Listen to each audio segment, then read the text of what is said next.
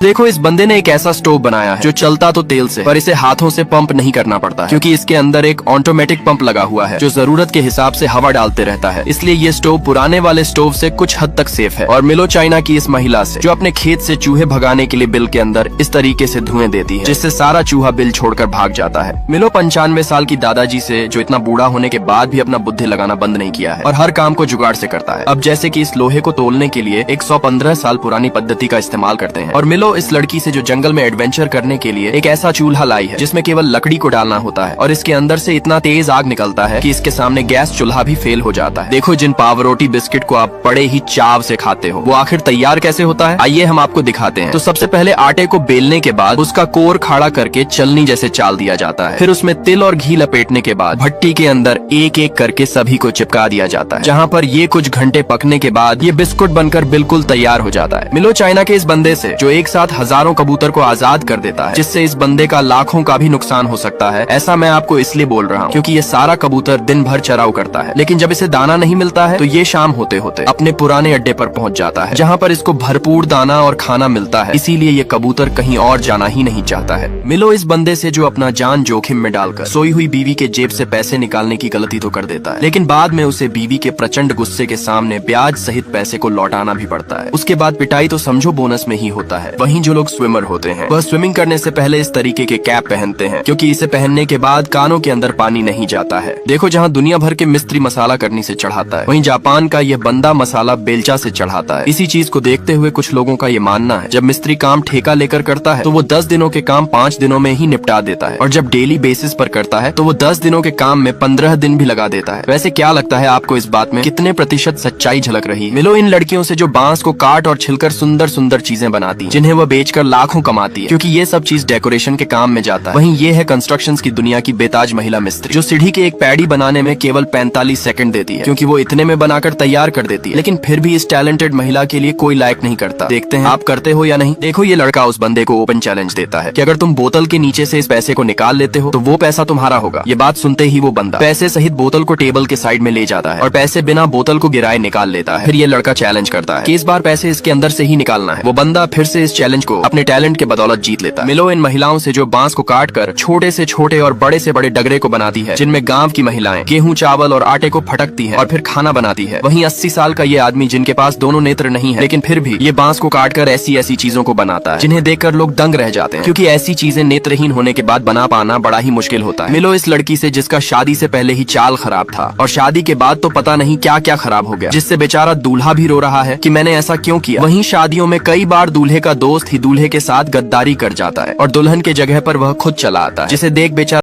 देखो, जब ये बंदा एक ईगल को काफी टाइम बाद पिंजरे से आजाद करता है तो वो ईगल ऊपर आसमान में उड़ना भूल जाता है और वो अपने पंखों को लहराता हुआ वहाँ से चला जाता है। अब ये आदमी अपने इस औजार की मदद से किसी भी लकड़ी को पलक झपकते ही काट देता है। कई लोग अपने घर में इस तरह की सीढ़ी लगवाते हैं, जिन्हें फोल्ड करके वापस छोटा किया जा सकता है। हेली टॉर्च एक ऐसी प्रक्रिया है जिसके अंतर्गत फायर फाइटर जानबूझकर जंगल में हेलीकॉप्टर से आग लगाते हैं। दरअसल ऐसा करना जरूरी होता है क्योंकि इससे जंगल की छोटी घास जल जाती है, जो कि आगे चलकर गर्मियों में लगने वाले मुख्य आग के लिए फ्यूल का काम करती है। हेली टॉर्च फायर को फायर फाइटर और गवर्नमेंट मिलकर एक निश्चित एरिया में लगाते हैं और वो कभी भी इस आग को कंट्रोल से बाहर नहीं जाने देते। नेक्स्ट ये है एक ऑटोमेटिक फ्लोर क्लीनर रोबोट। इसके अंदर एक हाई पावर वैक्यूम क्लीनर लगा होता है, जो कि कचरे को अपने सेंसर की मदद से डिटेक्ट करता है और उनको उठा लेता है। यही नहीं, ये कचरा साफ करने के बाद पोछा भी लगाता है। इसे आप अपने मोबाइल फोन से भी कनेक्ट करके अपने घर के किसी भी कोने को सिलेक्ट करके वहाँ की सफाई आसानी से करवा सकते हैं। फिर ये वहाँ की सफाई करके फिर से चुपचाप अपने घोंसले में आ जाएगा।